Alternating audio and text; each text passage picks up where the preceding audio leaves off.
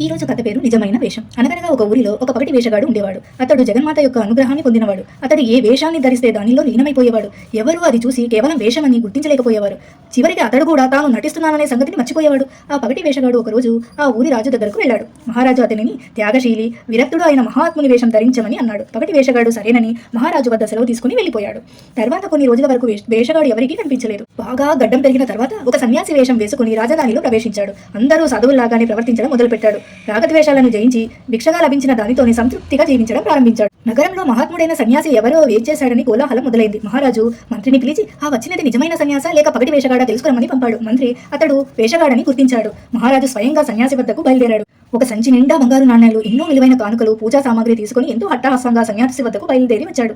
రాజు సన్యాసి వద్ద ఈ బంగారు నాణ్యాలను, కానుకలను ఉంచగా సన్యాసి ఇవేమీ పట్టనట్టు శివశివ అనుకుంటూ అక్కడి నుంచి వెళ్ళిపోయాడు. తర్వాత ఆ వేషగాడు తన అసలు రూపంతో మహారాజు వద్దకు వచ్చి, మహారాజా, నా బహుమతిని నాకు ఇప్పించండి అని అడిగాడు. రాజు, ఈ కానుకలన్నీ నీకు నిజంగా ఇస్తాననుకున్నావా అనగా వేషగాడు, ప్రభు, తమ ఇష్ట ప్రకారమే చేయండి, దానితోనే నేను సంతృప్తిడినవుతాను అన్నాడు. రాజు, మూర్ఖుడా, బంగారు నాణ్యముల సంచిని నీ ఎదురుగా ఉంచితే దానిని వద్దని చెప్పావు, నీకిప్పుడు బహుమతి కావాలా అని ఎగసకం చేశాడు. వేషగాడు, ప్రభు, నేను సర్వసంగ పరిత్యాగి అయిన సన్యాసి వేషాన్ని ధరించాను, నేను ఆ డబ్బును ఎలా స్వీకరిస్తాను? నేను లోభంతో ఆ కానుకలను స్వీకరించినట్లయితే నా వేషం అబాసు పాలవుతుంది, అప్పుడు జగన్మాతకు ఆగ్రహం కలుగుతుంది, అందుచేతనే నేను మీరిచ్చిన కానుకలను స్వీకరించలేదు అని వివరించాడు. వేషగాని పలుకులో అలకించిన మహారాజు ఎంతగానో సంతోషించి బహుమతులతో సత్కరించాడు. కొన్ని రోజులు గడిచిన తర్వాత మహారాజు మరలా వేషగాడిని రప్పించి సింహం వేషంను ధరించమని ఆజ్ఞాపించాడు. వేషగాడు, మహారాజా, నేను ఏ వేషాన్ని ధరించినా దానిలో పూర్తిగా లీనమవుతాను, అలాంటప్పుడు నేనేం చేస్తానో నాకే తెలియదు, సింహం వేషంను ధరించడం ప్రమాదకరమైనది కనుక మరి ఏదైనా వేషాన్ని చెప్పండి అని విన్నవించుకున్నాడు. మహారాజు అందుకు అంగీకరించగా సింహం వేషంనే ధరించమని ఆజ్ఞాపించాడు. వేషగాడు, ప్రభు, వేషంను ధరించిన తర్వాత నేనేమైనా ప్రమాదకరమైన పని చేస్తే నా తప్పును క్షమించి నాకు దండన విధించనని ఈ సభాముఖంగా వాగ్దానం చేయండి అని ప్రార్థించాడు. రాజు అలాగేనని వేషగానికి అభయమిచ్చాడు.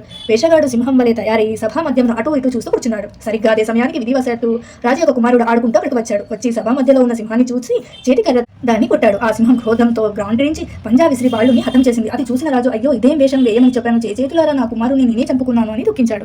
మరుసటి రోజు వేషగాడు రోధిస్తూ మహారాజు దగ్గరకు వచ్చి, ప్రభు, నన్ను క్షమించండి, ముందుగానే నా చేత ప్రమాదకరమైన వేషంలో వేయించవద్దని మీకు మనవి చేసుకున్నాను. నేను వేషంను పాడు చేస్తే అమ్మవారికి కోపం వస్తుంది, ముందుగానే నా వలన ఏదైనా అపరాధం జరిగితే మన్నించమని తమరిని ప్రార్థించాను అంటూ నమస్కరించాడు. మహారాజుకు ఏం చేయాలో పాలుపోలేదు. ఎలాగైనా తన కుమారుని చంపిన వాడిని సంహరించాలనే ఉంది, కానీ తానుగా వాడికి ఏ హాని చేయనని ప్రమాణం చేశాడు. వీడిని ఏ విధంగా అతం చేయాలా అని ఆలోచించసాగాడు. రాజుగారి వద్ద ఒక క్షురకుడు, అంటే మంగళవాడన్నమాట, వాడికి మహారాజు దగ్గర చనువు ఎక్కువ. వాడు మహారాజుతో, ప్రభు, ఆ వేషగాని చేత చనిపోయిన భర్తతో పాటు సహగమనం చేసే సతివేషాన్ని వేయించండి, వాడు తప్పక చితిమంటలలో పడి చస్తాడు, రాజకుమారుని హత్య చేసినందుకు అదే వాడికి తగిన సరైన శిక్ష అవుతుంది అని చెప్పాడు. రాజుకు ఈ సలహా బాగా నచ్చింది. వేషగాడిని పిలిపించి మంగళిని చెప్పినట్లు వేషం వేయమన్నాడు. వేషగాడు సరేనని ప్రభు వద్ద సెలవు తీసుకుని వెళ్ళిపోయాడు.